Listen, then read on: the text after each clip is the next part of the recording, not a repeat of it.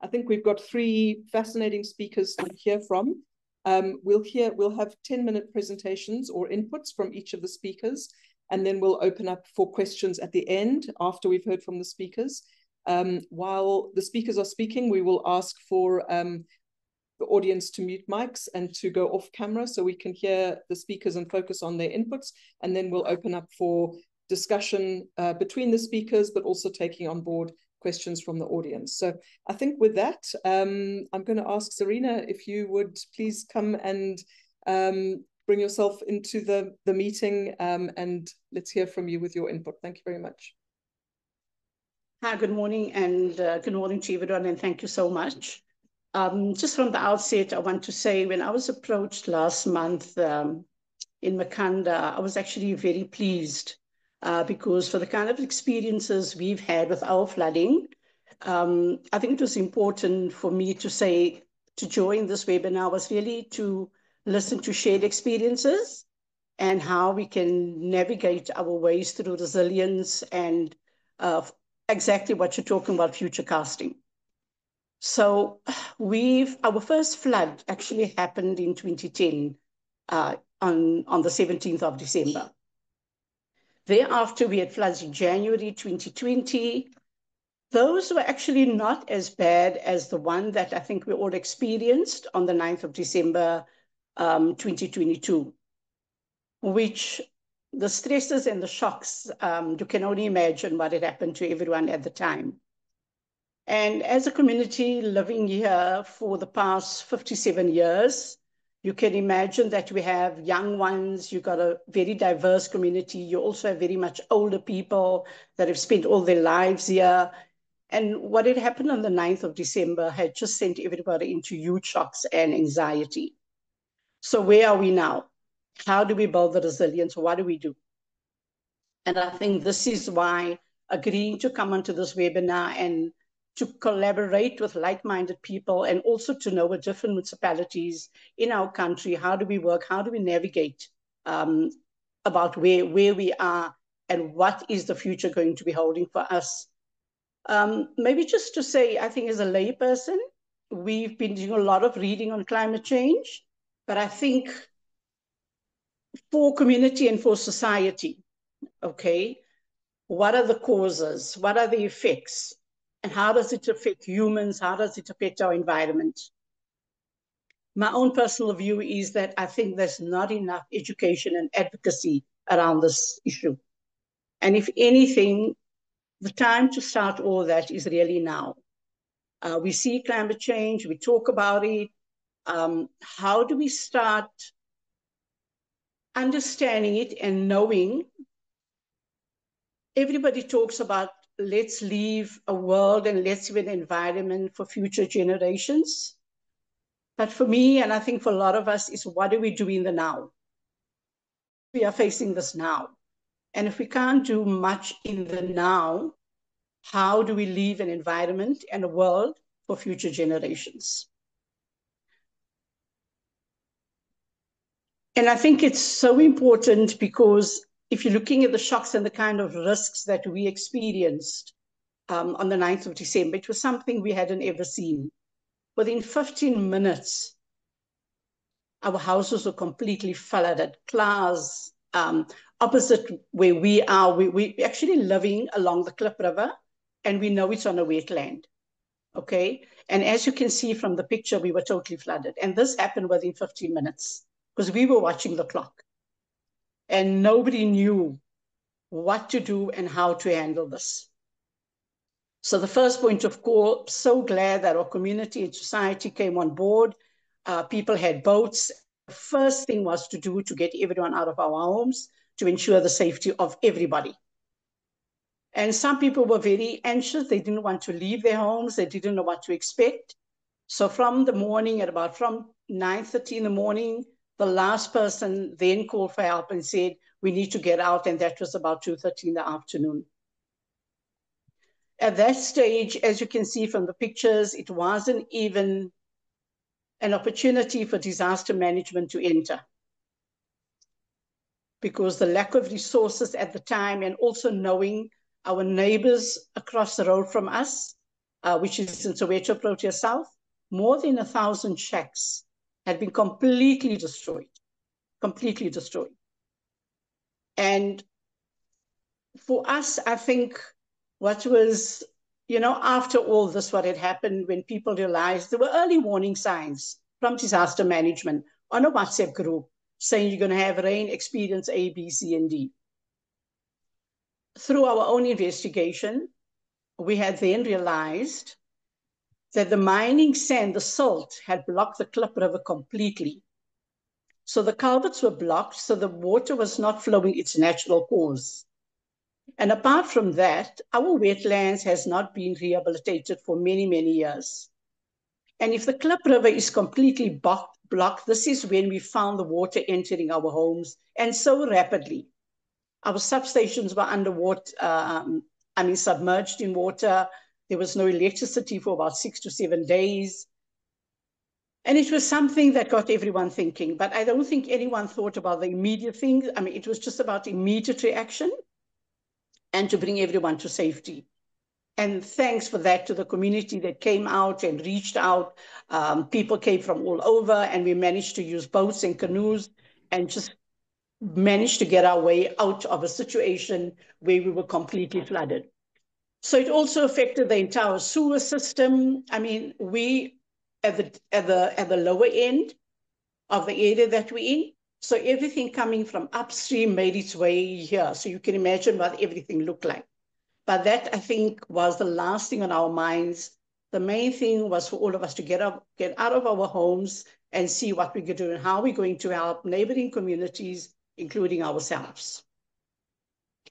And just to say, I think after recollecting and after a few months, we then realized insurance companies were canceling insurances from a particular company because they found that the risks were too high. This is not the first time this had happened.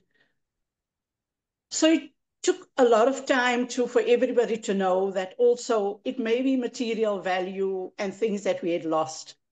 But these were earnings over the years for a lot of people that were in their retirement stages. Is how do you start to rebuild? Where do you go?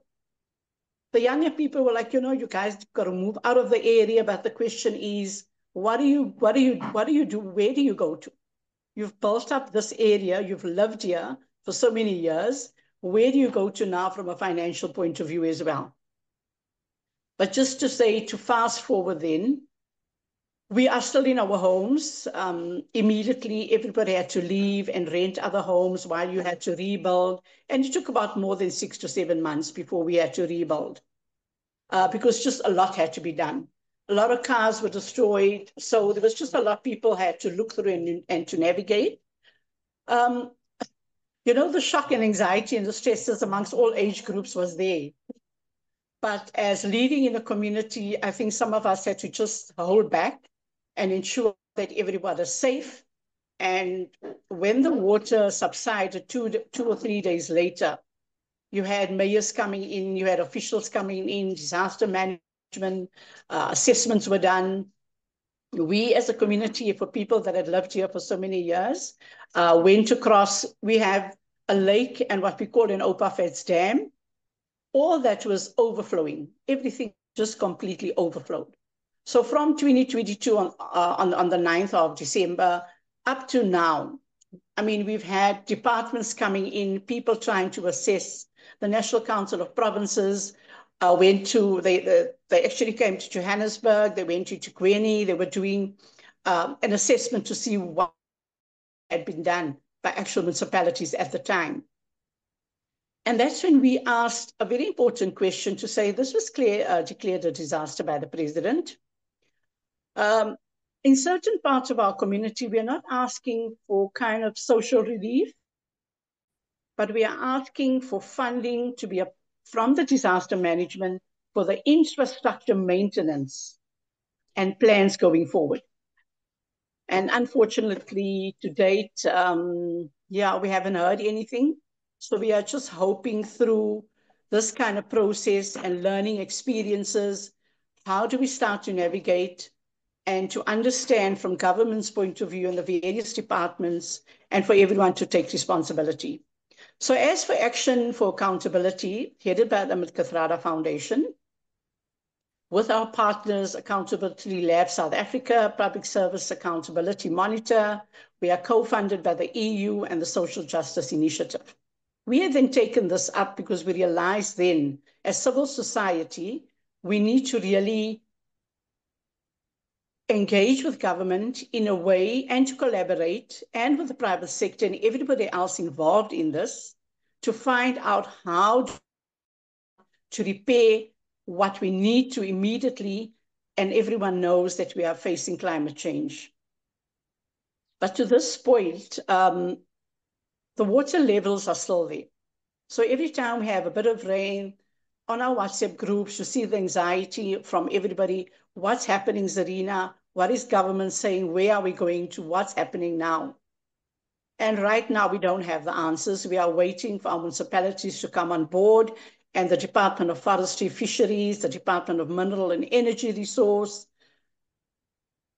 because the effects are so huge. The picture you're looking at now was intervention from the JRA. This is called the Abu Aswad Drive Bridge that connects people from all sides of Joburg, the West Rand, Soweto, everybody coming into Lenasia. As you can see, the water level is right up to the edge of the bridge.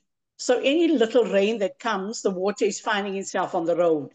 And this alone makes it a huge risk.